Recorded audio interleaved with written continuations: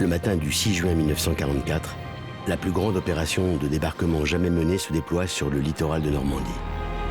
À Saint-Lô, la population qui, depuis l'aube, entend les canons tonner sur Utah Beach, espère être le premier chef-lieu de Normandie à accueillir ses libérateurs. Au terme d'une nuit de feu, les bombardiers de l'US Air Force auront fait tomber sur la ville plus de 150 tonnes de bombes. Selon les mots de l'écrivain Samuel Beckett, Saint-Lô commence alors le long calvaire qui fait d'elle la capitale des ruines.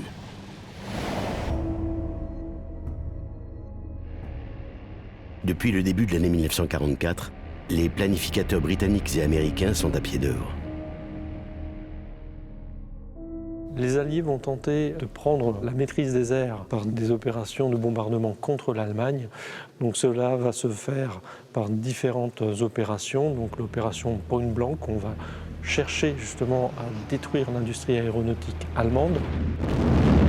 Et dans un dernier temps, quand on va recentrer les opérations sur la Normandie, ça va être le plan transport, c'est-à-dire quelque chose qui a été déjà mis en œuvre en Italie, c'est-à-dire essayer de détruire les infrastructures de communication qui peuvent être utilisées par l'armée allemande pour acheminer les renforts vers le futur théâtre d'opération.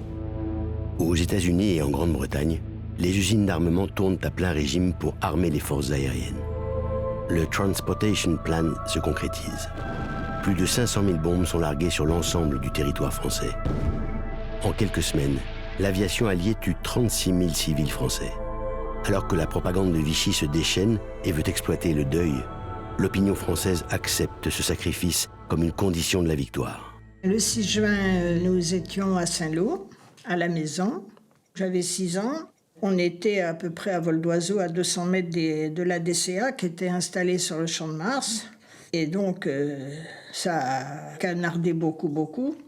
Et il paraît que je hurlais de terreur. Bien sûr, le drame de notre famille, c'est que mon frère n'est pas revenu.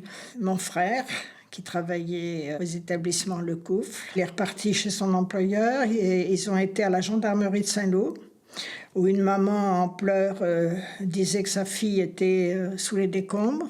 Et donc, ils ont commencé à creuser. Et au second bombardement, ils y sont restés tous les 3.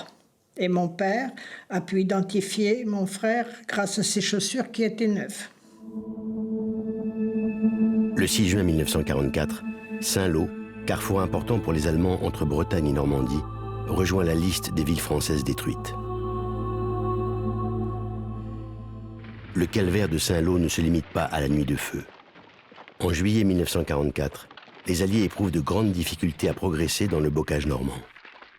Tout semble se liguer contre les soldats américains qui sont confrontés à des unités allemandes dont la combativité ne faiblit pas. La ligne de front entre Alliés et Allemands traverse désormais les campagnes manchoises. L'armée américaine va éprouver de sérieuses difficultés en Normandie. Les pertes américaines vont être importantes pendant toute la bataille, du 6 juin jusqu'à la sortie du bocage. Donc on est sur un total à peu près, je crois, de 29 000 morts côté américain et un peu plus de 100 000 blessés, disparus et prisonniers. Au sortir de la bataille, la ville n'est plus qu'un champ de ruines. Le maire de l'époque estime déjà que la ville est détruite à plus de 95%. L'ampleur des destructions est conséquente puisqu'il y a eu à la fois les bombardements aériens et justement l'artillerie, qu'elle soit allemande ou américaine, qui ont continué de pilonner jusqu'à la libération.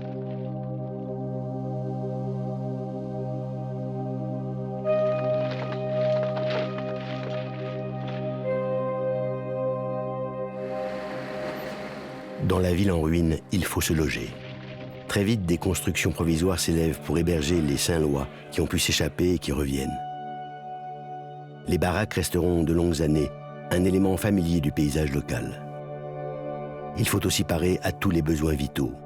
La recherche de nourriture et la nécessité de se chauffer mettent à l'épreuve l'entraide nationale. Ici comme ailleurs, ceux qui n'ont plus rien dépendent de l'aide de l'État qui se redresse. Alors, la reconstruction de Saint-Lô va se mettre en place avec le retour des civils, le contexte de la libération, justement avec un gouvernement français qui va prendre en main ce grand plan de reconstruction, parce que c'est un travail assez phénoménal qui va être mis en œuvre dès 1945. Alors, les autorités locales et bien sûr nationales vont décider de reconstruire celle que Beckett a surnommée la capitale des ruines, en prenant l'axe de restaurer le patrimoine, comme ici cette église, qui n'était plus finalement que ruine, il n'y avait plus que les 2 clochers qui subsistaient, qui va être reconstruite. Aujourd'hui, Saint-Lô porte toujours les stigmates de cette génération sacrifiée. Elle a pourtant su retrouver son identité normande d'antan, à la fois familière et renouvelée. En accordant une place importante à la transmission des souvenirs traumatiques de l'été 1944, Saint-Lô offre à la France un exemple de résilience.